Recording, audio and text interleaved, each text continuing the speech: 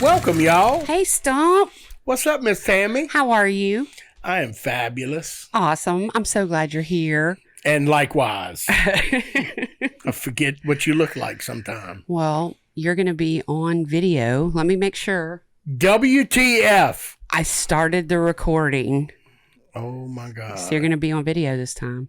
Baby, me? Yes. With a radio face? Yes. All day. Oh, my God. You're going to be on video.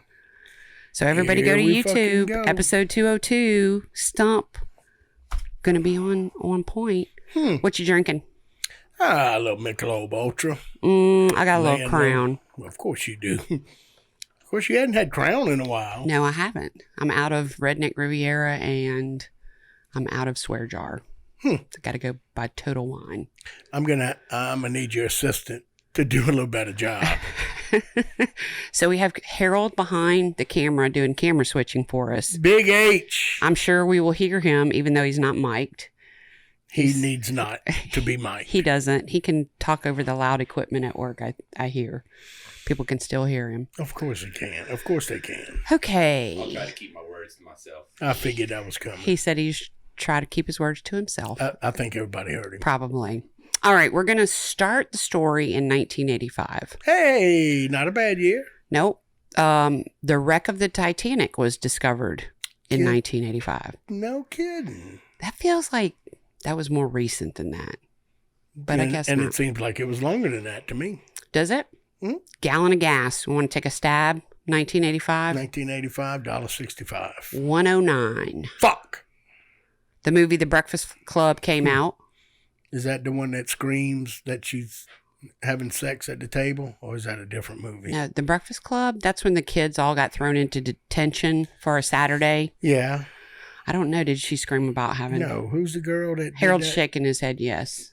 So he's agreeing with you. She was Molly Ringwald? Having an orgasm in the restaurant or something. You're thinking about When Harry Met Sally. Is that the same? Is that what I'm thinking about? Definitely not the same movie. Yeah, same thing to me. Okay, and finally, 1985, David Lee Roth left Van Halen. Jump. I was going to say, you could say he jumped. Okay, we're going to Kansas City. Kansas City, Missouri? I think Kansas City, Kansas. Okay. I'm just going to keep saying Kansas City. Let's leave Kansas City at that. Because I'm not sure. I love you. I love you too. I'm geographically challenged. That's all right. We're going to see how bad I'm going to do today too, so. On January 11th, 1985, Kansas City police receive a 911 call about a girl named Lisa Stacy. Lisa Stacy. Yes. Her family called 911 to report her missing. She and her 4-month-old baby, Tiffany, haven't been seen for several days. Oh, shit. Right before Lisa went missing, she was accepted into a Kansas City outreach program. She was having some troubles in life, but... Like to help her cope and... Well, to help her... Get by. Yeah, like rent and food. Right. Outreach, yeah. So she was accepted into this program, and she was excited about it because it was difficult to get into. Not, like this was a good thing for her. Right. So let's back up a couple days and see what was going on. Oh, before she went missing. Yes. Okay. Lisa was put up in a hotel, and this was like the first step for her going into the outreach program. The problem is, while she was at the hotel, she made some frantic phone calls to her mother-in-law. She was hysterical and crying, and she was panicked, and she told her mother-in-law, "They're telling me you're going to take my baby away. They're saying that you're saying I'm a bad mom." And mother-in-law's like, "Whoa, simmer down. I don't know what you're talking about. I'm not telling anybody that you're a bad mom or trying to take your baby."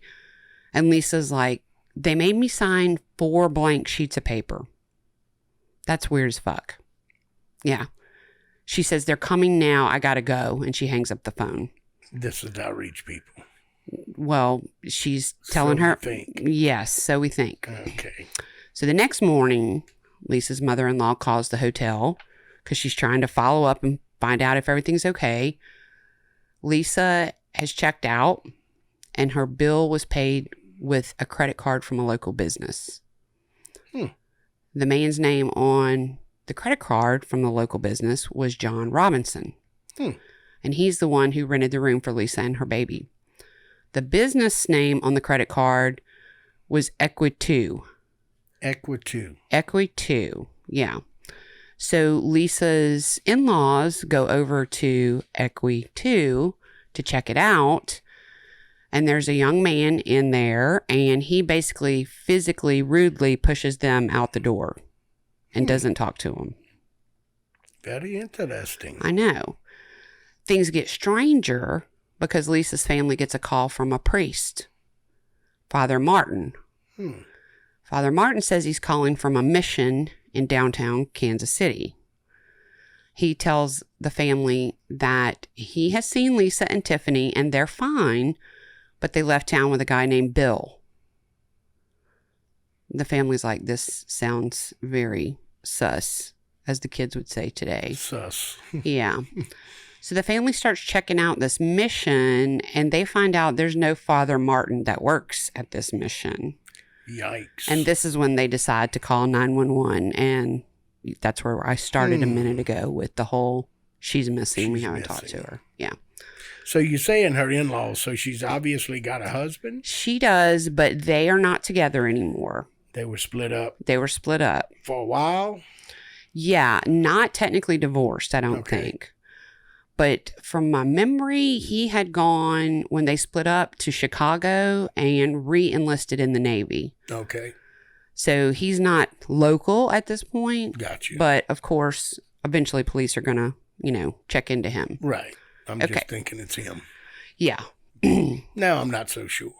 Well, police don't have much to go on with this whole thing, but something sounds a little familiar from a case from 4 months ago. Ooh. Paula Godfrey, which I don't know if I told you this, but Lisa was 19. Okay, no, you didn't. Okay. Paula Godfrey, also 19. She went missing, and her family said she was responding to an ad in the paper for a secretarial job. Remember back then? I wonder where. You remember back then we had to go in the paper and find a job? Yes, I do. How well I do. What you cracking, Harold? A little wet soda. Wet soda? Whoa. So Paula went to see about this job that she saw the ad in the paper for, and nobody saw her after that. She disappeared from the job interview. Yes. Okay. Paula's parents received a letter from Paula saying she needed some time on her own. She was off finding herself. The letter was typed, but it had Paula's signature on it. But her parents didn't believe that Paula wrote the letter, and they decided to go to the police. And Lisa had to sign 4 sheets of paper. She did. 4 sheets. Good connection there. So, since Paula was an adult, and this letter saying, I'm going to go off and find myself, and there's no evidence of a crime, there's not much the police can do. Nothing they can do. Right. So, we have Paula missing for about 4 months, and then we have Lisa and her baby Tiffany that go missing, and police are maybe kind of a little bit thinking the cases are related. They start talking to Lisa's immediate family. As you said, the ex-husband, he's gone. His name is Carl. He got questioned. Carl. His alibi was solid. He was in Chicago. Rock solid in the Navy. In the Navy. So the police also interviewed John Robinson. Remember, that's the man who paid for the hotel room. He was also in charge of this outreach program. Oh, he was in charge of the program. He was in charge of the program. And he also owned Equinox? Equi2. Equi2. Yeah. So John confirmed that Lisa was supposed to join the outreach program. He said Lisa had come by his office with a young man named Bill. Bill was Lisa's new boyfriend. Lisa told John that she and Bill were going to go off and start a new life together. Lisa said, John said Lisa thanked him for everything and trying to get her in the outreach program and all that. But this opportunity with Bill was too good to pass up. Far too good. Yes. police remember that Father Martin guy. He had also mentioned a guy named Bill. So police are like, who's this Bill guy? Okay, but there is no Father Martin, right? Right. Okay. But he did mention her being with a guy named Bill. Father Martin. Yes. So there is a Father Martin or there isn't? There's somebody saying he's Father Martin. Okay. But the police talked to him? No. Oh. But the family was like, this Father Martin guy that called us, who doesn't exist at the mission. All verbal, all Yeah. audio. He told us about a guy named Bill, too. Okay. So there's no crime scene, obviously. There's no body. There's really no evidence of a crime. Right. Police couldn't prove anything happened. Out of nowhere, Lisa's family starts getting letters from her. From Lisa? Yes, typed letters. Of course. But her family is suspicious because Lisa didn't know how to type. Now, today, that wouldn't be that big of a deal. Correct. She could have texted. Well, also today, everybody types to some level. Correct. I mean, I'm even a pecker. I mean, in 1985, if you were a girl and you either knew how to type or you didn't, like you took that in high school. I took typing 1 and 2. Yeah. But you still hunt and peck? Yeah, I'm a pecker, okay. Easy. So even though Lisa's family are like, we don't think she wrote these letters, there's nothing police can do. Right. Okay. Fast forward 2 years. 2 years? June 1987. Another Kansas City resident calls 911 to report someone missing. This man is trying to find his stepsister. She's 27-year-old Catherine Clampett. Well, at least she's not 19. Nope, she's not 19. Catherine had recently moved to the area, and he hadn't heard from his stepsister in weeks. The last thing he can tell police is that Catherine answered an ad in a newspaper for an executive secretary position, and she got the job. At Equity. Maybe we'll have to wait and find out. Oh, we don't know yet. So she started working for a man named John Dawson at this new job. Not long after starting the new job, Catherine disappeared. Catherine's mom, who lives in Texas, starts getting letters from Catherine, typed letters. And she also says, this doesn't sound like something my daughter would write. Whether it was spelling or grammar mistakes or whatever. She was like, this doesn't. Or the way she made her sentences. Yeah, right, exactly. Whatever, just not like her. She's like, so she calls the company Catherine was working for and asks for John Dawson. And the people are like, nobody here is named John Dawson. We don't have anybody that works here. So Catherine's stepbrother goes over. Fishy. I know. Goes over to her place and starts digging through her stuff. And he finds a receipt. A hotel receipt. With the name John Robinson. John Robinson. He's back. Mm-hmm. Same John Robinson that paid for Lisa Stacy's room before she went into the outreach program 2 years earlier. Thinking John Dawson and John Robinson might be the same person. I think you're right.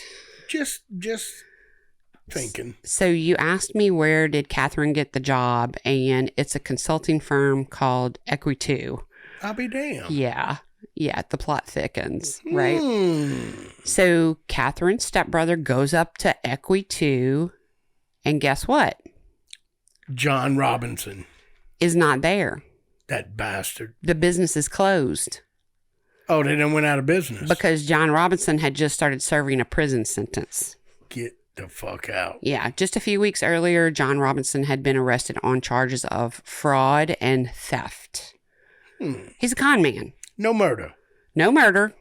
Okay. He's a con man. Of course. Now, I'm just going to interject this here. I tried to find out how long he was in jail for this theft or whatever he did, fraud, but I couldn't find out how long it was, but I don't think it was very long. Okay. Like maybe a couple months, not very long, like at all. So he was somewhere in Louisiana? No. Apparently Kansas City has the same type laws and judicial system. Okay, buddy, you're free to go. Yeah. So remember, Catherine's stepbrother's the one that went up there and found out all this was closed. The business was closed. Gotcha. John's in jail. So he goes to the police. He's like, this is the point where he's like, my stepsister's missing. Yeah, let's do something. Authorities waste no time questioning everyone who might have information related to Catherine. This is nothing new. They started And I mean, obviously, they putting things together that they may be.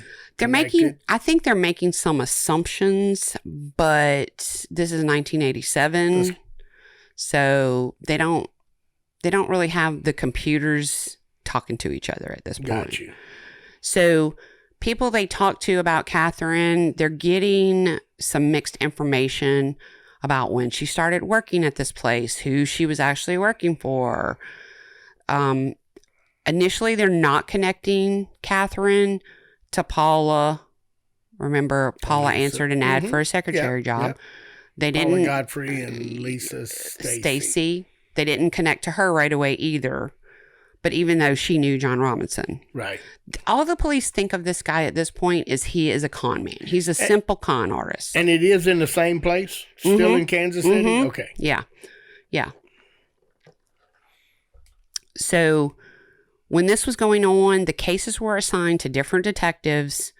And like I said, things weren't linked by computer. Right. Like they were, like today, you could just type in can John do it on your phone, Robinson and see so everything was done by hand back then. Right. The similarity between all three of these women were that they had troubled pasts and that they were thought to have gone off in these situations to start a new life for themselves. Right. And these letters were saying that we're doing good. Leave me alone. Everything's fine. I'm finally happy. Yes. Police have nothing concrete to go on. More than 10 years 10 passed. The cases are cold. So now we're in March of 2000. That's 13 years. A woman named Carolyn Troughton is worried about her 27-year-old daughter, Suzette Troughton. Suzette told her family she was moving to Kansas City because she was going to work for a wealthy man who traveled a lot. She was going to take care of his sick father while he traveled. Mm-hmm. So curious right now. I know. Within a month of Suzette arriving in Kansas City, she's nowhere to be found. Gone. Go figure. No trace. So Carolyn, the mom, calls the man who hired Suzette, and she's demanding information from him. And he says Suzette ran off with a man named Jim Turner, and they're sailing around the world. Of course they are. Yeah, this rich businessman who was supposedly employing Suzette said she didn't work for him anymore. And Carolyn knew because she was in contact with her daughter frequently. There's no way her daughter would leave without telling her mom. Of course. She either by phone or email, she was in contact with her. Right. So she knew something bad was going on. And she went to the police. And the police are like, we've kind of heard this before. A woman gets a job in Kansas City, goes missing. So Carolyn Troughton tells police that Suzette's employer is a man named John Robinson. I had no fucking idea it would be John Robinson. You didn't see that coming? Fuck no. I thought it was John Dawson. Jim Turner. Jim Turner. That's a new one. Okay, police got Kansas City FBI. Ooh, here we go. Involved. Business is picking up. They spent a lot of time trying to figure out what John Robinson was up to. Because still, all they're seeing initially is he's a petty con man. Right, right. So he's supposedly running some kind of weird business. It's a magazine for mobile home parks. What kind of fucking, what is that? Yeah, like a little magazine. Yeah. What? Okay. For mobile home parks? Well, I don't know. Fuck. So he's doing that. He's got to do something. They find out he's also married with 4 kids at this point in his life. John Robinson? John Robinson. He has things in his police files from the past about him being a con man and a thief. The fraud and thieves. And he also never worked a job where he didn't steal money from the company. He was always stealing from companies he worked for. Oh, so he's a see you next Tuesday. Yes, he is. He can eat a bag of dicks, too. Or two. So about this time when they're digging into John Robinson, Carolyn starts getting letters from her daughter, Suzette. Typed. Well, I'll be damned. Letters. Now, Carolyn lives in Texas. She's not even anywhere close. Oh, right. She's getting letters. She took the job and moved to Kansas City. Suzette's telling her, I'm fine, I'm happy, I'm traveling around the world. This is the greatest. Carolyn gives the police the letters. They're postmarked from all over the place. Oh, really? California, Mexico. Like, he's really, if he's doing this... He's doing a hell of a job. He's working hard. Yeah, he is. Yeah. And again, she didn't think that the letters were written by Suzette, but the signature was definitely Suzette's signature on the letters. I got that. Don't worry. Yeah. All right. Authorities start interviewing Suzette's friends. Mm-hmm. Here we go.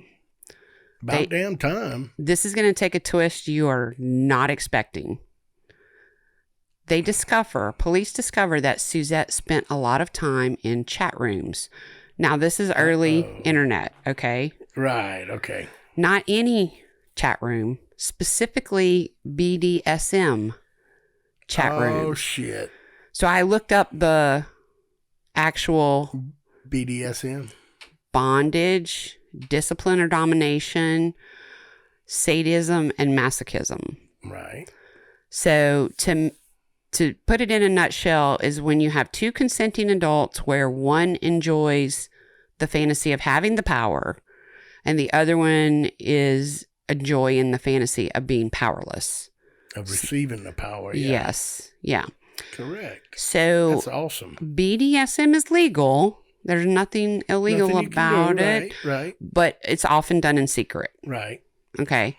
So they're finding out Suzette is into this whole BDSM lifestyle. They're also trying to learn what exactly that is because the police have no experience with this. This is new. Yeah, they have no experience. So they're learning and working the case all at the same time. Well, according to Suzette's friends, look, y'all don't need to be telling the cops nothing about my sex life after I'm gone, okay? Mm-hmm. Her friends are spilling all the tea about her. Oh, so this is obviously true. Mm-hmm. Okay, all right. Her friends are like, she was a submissive, which is also called a slave, and she spent time on the internet looking for a master. And a master usually owns a slave in the BDSM lifestyle. Right. Well, apparently Suzette had just recently found a new master. Prior to her disappearance, Suzette had been talking to this new master and decided to relocate to Kansas City to work as a nursing aide for her master. Here we go. Her master's name, John Robinson. Okay. Hell of a football coach, by the way. For what team? Los Angeles Rams. Okay. Currently? No. Okay. Long time. Probably in the 80s. Well, maybe it was him. No. Fuck no. Stop. Okay. So now John Robinson is connected to the disappearance of 4 women. Correct. So police are finally thinking maybe he's more than a con man. Maybe he's more than a thief. You think? Yeah. They discovered that he had various businesses. Also, he would contact charities and hospitals about unwed mothers, saying he was trying to help unwed mothers in the area. Remember his little outreach program? Mm-hmm. Police are starting to wonder if any of the 4 women that are missing are alive. Like maybe he's keeping them somewhere as sex slaves. Right. Yeah. They had everybody working on this case. Detectives, FBI agents, his past probation officers. They had a gut feeling. I don't know why, but the baby, remember the 4-month-old baby, Tiffany Stacy, they think she went missing in 1985. They think she might still be alive. She'd be around 15. Lisa and Tiffany. Tiffany's alive, they think. They don't think Lisa's still alive necessarily. But possibly Tiffany. But the baby, possibly. Okay. Because they're worried that maybe one of John Robinson's scams or schemes is selling babies. Oh. They don't know. He had a history with prostitutes. They found an informant that said he would bird dog women for John. He would go to topless bars and find women for John to meet up with at hotels. The plot thickens. I know. Another one. I mean, this dude's dabbling in everything. Fucking right he is. Another informant was a woman. She said she posed for naked pictures for John. And he's like, you can make a lot of money posing for naked pictures. So let's go travel around and you can pose for naked. What? This dude does it all. He is a jack of all trades, Harold. He's great. He's like us. Does he have a casting couch? Not like this one, no. He's even the police are even worried that he's taking women across state lines and selling them into prostitution. So, which could make the crime worse. Yeah, because then it's federal if you're crossing state lines. But you got the FBI involved already. So. Right, correct. So they're all over the place with this. They're all over the place. They decide to set up surveillance on John Robinson, which I'm not trying to be a bitch, but just now y'all decided to start. Yeah, what took you so fucking surveilling long? him? Within weeks of surveillance, they learned he had 2 lives. At home, he's married with 4 kids, lives a suburban lifestyle. During the day, he's hanging out with sketchy characters and prostitutes.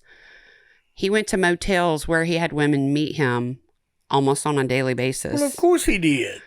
He's getting all the ladies until 5 p.m. every day. Fucking ladies, man. Then he's got to go home to his family. Yeah, 5 p.m. his wife got off work. Right. He hightailed it home. Yeah, where he's the guy next door, family man. Yeah, she should be getting some dick from the guy next door. The wife? Well, yeah, I mean. Well, she's got 4 kids, so she's obviously getting some. Oh, I guess you're right. They got 4 kids together. Correct. All right, police wiretapped John's phone. They got a subpoena for his internet usage. Mm-hmm. They got search warrants for his email accounts. And they found 2 women who agreed to cooperate. Whenever John Robinson would email these 2 ladies, they would send the email straight to the police. So they were almost like real-time informants. Yeah, they were almost, the police were almost getting like real-time info. Right. And John Robinson was going to BDSM websites in search of slaves, and he referred to himself in emails and on these websites as master. Master. Side note, I did not know this. Apparently in the BDSM community, it's unusual for a master to refer to himself as a master. Oh, so that the was submissive would refer to him as master. Yeah, but he wouldn't call himself master. Right. It's just not done. Very nice. Okay. So that kind of race. Oh, I'm learning so much. I know, right? Information. This could be interesting. I feel like Tammy and I have been doing this wrong all these years. If you didn't hear Harold, he said, I feel like Tammy and I have been doing this wrong all these years. Here is what John Robinson would do, according to all the info and intel they're gathering. He would he would find an eager submissive, and he would agree to be the master. Right. Then he would promise them jobs. He would get them to move to Kansas City from wherever they were from. And the police couldn't believe how many women he got to come to Kansas City I bet it's astronomical. to get into a BDSM relationship. Yeah. So they're doing all this digging and they're finding out all this stuff, and they get a break in the case. A woman named Brenda, who is one of John Robinson's slaves, submissive, comes forward to file a complaint. Thank God. She told the police that she had moved to the area to work for a man named James Turner. She was down on her luck, and this man offered her a job She agreed to meet. Such a nice gentleman. I know, but this sentence. Now it's James Turner. It was Jim Turner, right? Yes, it was. Right. Now, James, she agreed to meet James Turner at a local motel. What kind of job you trying to give me where I got to meet you at a motel? A blowjob. So, apparently, Brenda and James Turner got into an argument at the motel. Uh-oh. He slapped her. He left after that. Brenda went to the front desk. Who rented this room that I'm in? This is back when the fucking front desk will tell you all kinds of shit. You could ask them anything. Front desk is like, you know who rented the room? John Turner. Oh, John Robinson. Okay, all right. Back to original. So that's when Brenda went to the police and filed a report against John Robinson, a.k.a. James Turner, for sexual battery. Gotcha. So she was one of his slaves, and I guess she did go to the motel room thinking that they were going to have this BDSM meetup. Correct. Okay. A few days after Brenda, another woman comes forward to file a complaint. Sexual battery plus robbery. Uh-oh, he stole something from her. But look, I saw this in one of my sources, but I'm not sure if it's true, but apparently he stole her sex toys. And that motherfucker. I wouldn't have the balls to go to the police and say somebody stole my dildos. I had 3 vibrators and a 12-inch cock. I mean, it took me a long time to assemble this collection. They're not cheap either. Probably in the 80s they were. Maybe. They probably were harder to get in that. Well, no, this isn't the 80s anymore. This is we're in 2000. That's correct. Okay. So the other lady that comes forward, sexual battery plus robbery. She tells the police the man's name is John Robinson. So now they have 2 women accusing him. Yeah, you got it. I mean, can you fucking pick up the pace a little bit? It's time to arrest. Come on, cops. Fuck. They decide it's time to arrest him. And I wrote, you think? Right. So they go June 2000. Authorities descend on Robinson's home. Now remember, he's got a wife. I'm going to say it's kids. over 30. What? What's over 30? Victims. Oh. He answered. I don't. I can't. I can neither confirm nor deny. Okay, they're Dalton. very well. Okay, Dalton. They're very well. No, maybe. that's what Dalton should have said. Okay, so they go to his house. John Robinson answers the door. He's fine. He invites the cops in. They tell him he's under arrest for sexual battery and stealing sex toys or whatever. But while they're there, they start asking him about the 4 missing women that we've talked about. Lisa, Paula, Catherine, and Suzette. Well, John Robinson went completely pale and collapsed onto a chair. And he was basically in shock that they brought those 4 women up. While they're there, they confiscated his computer and paper files. I said paper files because, you know, we had paper files back then. It wasn't all on the computer. Right. Hard copies. That's right, hard copies. They also had warrants for 2 storage units that John Robinson rented. Oh, God. And a family farm that he owned that they got a warrant to search. Okay? Here we go. In the first storage unit, authorities found birth certificates, driver's license, social security cards belonging to the missing women. The next day, the police went to that family farm. They brought a search and rescue canine unit. The property had a mobile home and a shed.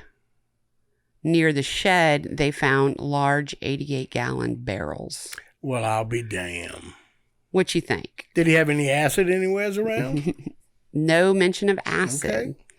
They went to move the first barrel, and blood started coming out of the barrel. Shocking. So they open it. They find Suzette. Get the fuck. Her decaying body. They finally have a body. You know. Busted. Cops were like, it's sad, but at least now we got some shit on this guy. It's done. They open the second barrel. They find another body. It's not Lisa. It's not Lisa or Paula or Catherine. Here we go. This is a brand new woman that they have no idea who she is. So they find 2 bodies at the farm. Okay. Okay. Back over at the second storage unit, they go in. They find 3 more barrels. So immediately they're like, this must be Lisa, Paula, and Catherine in these 3 barrels. Right.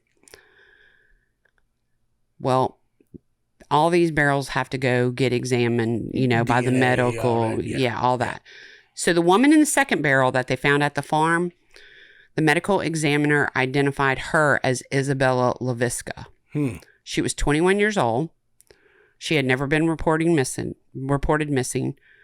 Her family thought she was traveling in Europe because they had received letters from her. Signed by her.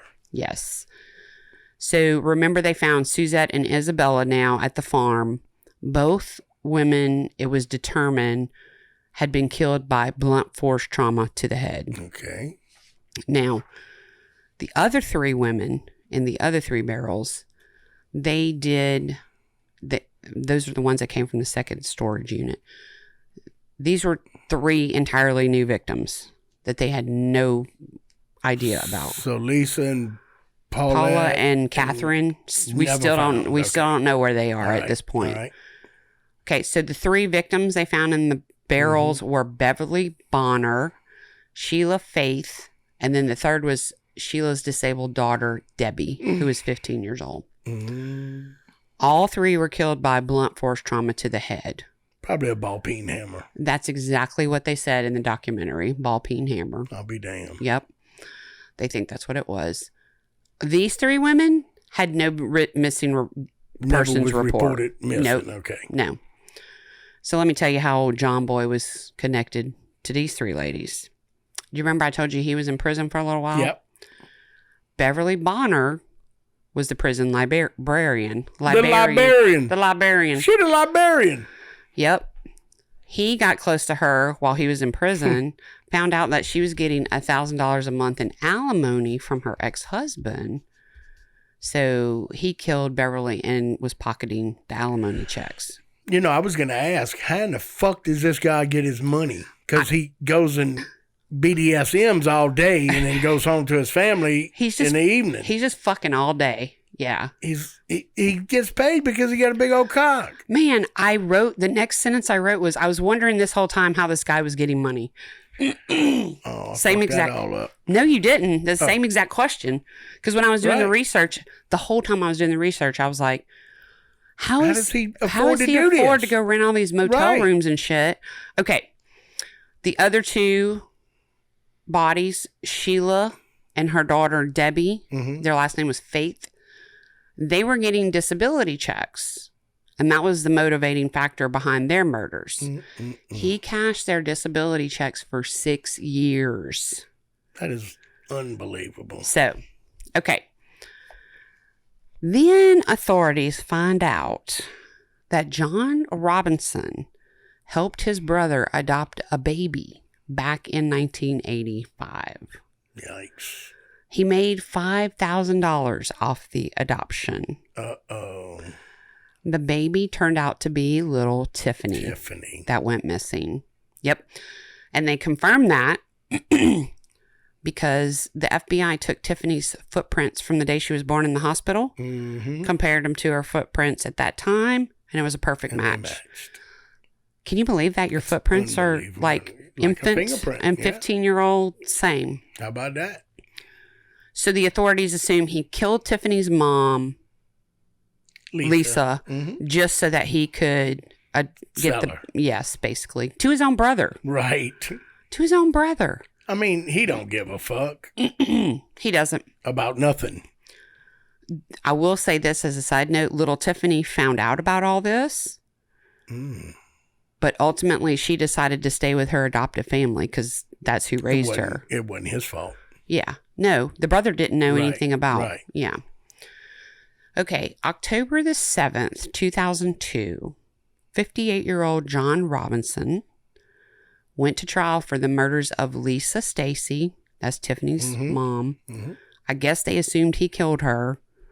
And just can't find her. Right, because Tiffany was adopted. Yeah, and they found her. Yeah.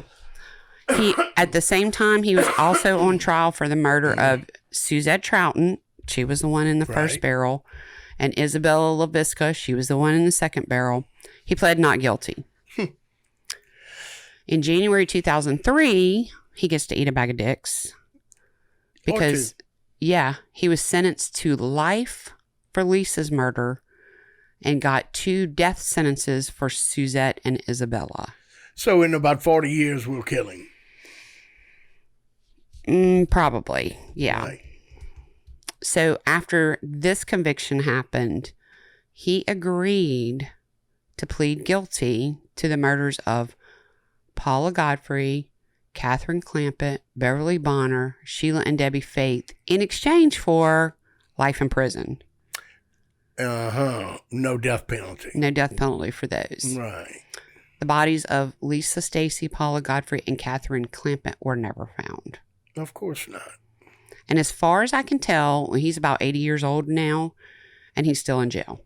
I don't understand. Why do they let him off, give him a life sentence? How about we'll give you a life sentence where you can live your life if you tell us where all the bodies are? Yeah. Other than that, we putting a fucking needle in your neck. Don't you think, though, that he probably killed a whole lot of other... I said it's probably about 30.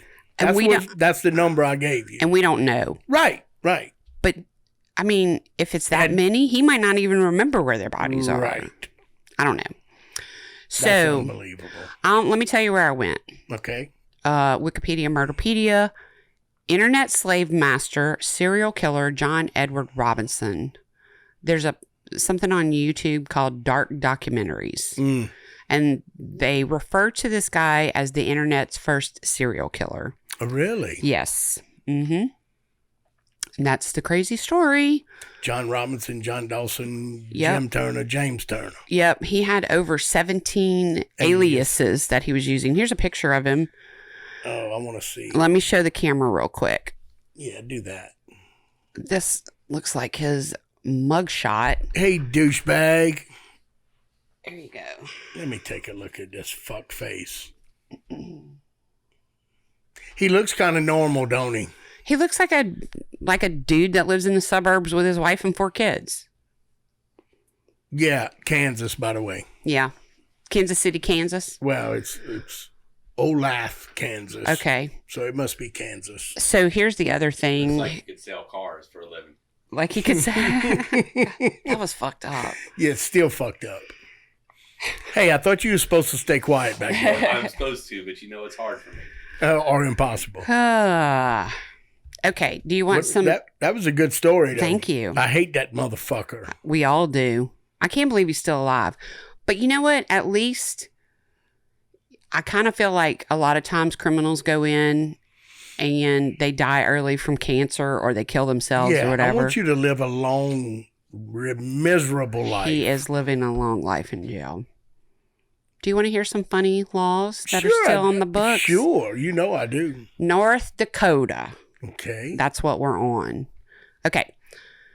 In Fargo, North Dakota, one may be jailed for wearing a hat while dancing or even for wearing a hat to a function where dancing is taking place. Really? Nice. Take your fucking hat off if you want to dance with me. Yeah.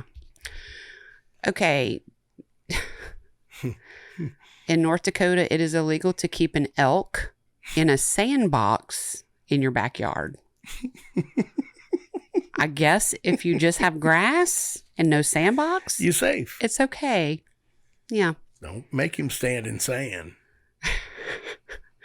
In Waverly, North Dakota, you better not let your horse near the tub since horses are prohibited from sleeping in them as well as in the house. Yeah. So if you get caught with a horse in your house, you getting arrested? It sounds like it. Damn. Hardcore. Whew. I'm glad I'm in South. And then they have one more in North Dakota. It's illegal to lie down and fall asleep with your shoes on. God, I'd be doing a life sentence. You fall asleep with your shoes on? Fuck yeah. I guess you shouldn't be homeless in North Usually Dakota. drunk. Oh my gosh. Okay. You want to try a few from Ohio? Oh, you know I do.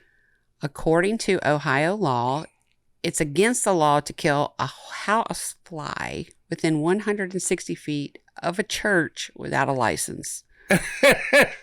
Okay. That's a little much. Don't kill a fly within 160 feet of a church unless you have a license. Yeah. That's very interesting. In Bay Village, Ohio, it's illegal to walk a cow down Lake Road. So if I go down Mill Road, it's okay. Yeah, sure. Awesome. Can walk your cow anywhere but Lake Road. Main Street. There's a road somewheres between here and Orlando, Florida called Foul Mouth Road. Is there? Yeah, because we went to Disney World one time and I remember You remember seeing the sign? seeing Foul Mouth Road. Thought it was interesting. Yeah. Maybe I'm from there. Foul Mouth Road. Well, I mean, probably not. We just have foul mouths. In Cleveland, Ohio, it's illegal to catch mice without a hunting license. No way. Yep. That's the best one. Yep. Any person who leans against a public building will be subject to fines. That's also in Cleveland? That one didn't say where it was. Okay. Okay, in Columbus, Ohio, it's illegal for stores to sell cornflakes on Sunday. That's the blue law. That's a strange blue law, don't you think? Fucking cornflakes? What they done to anybody? I mean... Come on. Okay. Fair Park. This is the last one I'm going to do. Fair Park, Ohio. It's against the law to honk your horn excessively. A grandmother was fined for honking her horn twice at her neighbor. Well, I'd go to jail again. Yeah, no shit. I love blowing my horn. We always honk our horns when we see our neighbors. Got to toot your horn, huh? That's it. Toot your own horn. That's it. Toot your own horn. Oh, thank you, Stump, so much. That was interesting. Thank you for being here for this. I'm back. You're back, and you're on video. Oh, shit. What? That is a camera up there. Are you fucking kidding me? Oh, I'm sorry, darling. If y'all want to see Stump on more videos, go to Patreon/grits to help support the show. That's Patreon/grits to support the show. And we'll get Stump over here. I'll start paying him to come over. Y'all, if y'all want me to come over here and do more episodes with Miss Tammy, y'all better go and put some comments in there is what you better do. Go to Patreon. You have to purchase stuff, okay? It's the only way she can stay alive. So and then she's got to start paying me the big bucks. So if anyone wants to buy a car, would you like to give your info? Oh, absolutely. Please I would do. love to. I am now in the car business, selling cars. I work for All Star Toyota right there in Baton Rouge, corner of Airline and Goodwood. I work for the All Star Automotive Group, which sells 13 different brands. Nice. So if you need a vehicle, I can find it. Toyota, Kia, Hyundai, Volvo, Chevy, Ford, Dodge, Jeep, new and used. Nissan. Yes, new and used. Certified pre-owned? Certified pre-owned. Got Absolutely. it. Yes. All right. We just opened a brand new All Star Super Center. Woo. A pre-owned super center. Where's that? That is on the corner of Coursey and Airline. So if I went on the website and saw a car, even if it wasn't at your location, I could call you and you could help me out with that car? If it's an all-star car. Yeah, if it's an all-star car. Yes, correct. Awesome. Correct. How can they get in touch with you, Stump? Call me on my cell phone, 225-348-1222. Nice. Call Stump. Thank you, Tammy. Thank you. And we appreciate y'all out there. If you can, go to Apple and Spotify and give us 5 stars and make a comment so that we can get our ratings up out there. And we did miss Stump at the meet and greet. Hopefully he'll be at the next one. Oh my gosh, so many people asked about I'll do everything in my power to be at the next I know you wouldn't have missed it. If you could have been there, you would have. I was selling the damn car. There you go, boo. It sucks. Well, I didn't put a whole lot of thought. I mean, I put a lot of thought into it because, when I was younger, I decided that I would retire till I was 50. Oh, you retire until you were 50? And then I will work till I die from 50. So that's an interesting plan. This is the bad part of it. Hey, from 30 to 50 was awesome. Great. It was great. It was great. Oh my gosh. Okay. Anything else? That's it. Next Saturday we'll be throwing them down. Yep, this may be coming out on the Saturday where we will be at Spanish Town. Yeah, throwing the beads. Y'all can show your titties and we'll throw you some beads. Or you show your titties, we'll throw you some titties. Yes, we have. Or a bag of dicks. Yep, we got those too. We got a lot of stuff. Yeah, I'm ready. Yes, I can't wait. I know. Another drunk weekend. I know. And Super Bowl weekend. I know. What a weekend it's going to be. Jeez, Louise. Oh, my gosh. We'll live through it. Well, the good thing is we can go party down for St. Patrick's Day. I mean, we're going Spanish Town. Spanish Town Day. Spanish Town. And then if we watch the Super Bowl, we watch it. Yeah, if we don't, we don't. We don't. Somebody whose colors are red are going to win. Correct. Correct. The red team wins. Yep, the red team's going to win. All right, we love y'all. Tell your mom and them to listen, and we're going to let Zydeco Mike take us out. All right. Bye, y'all.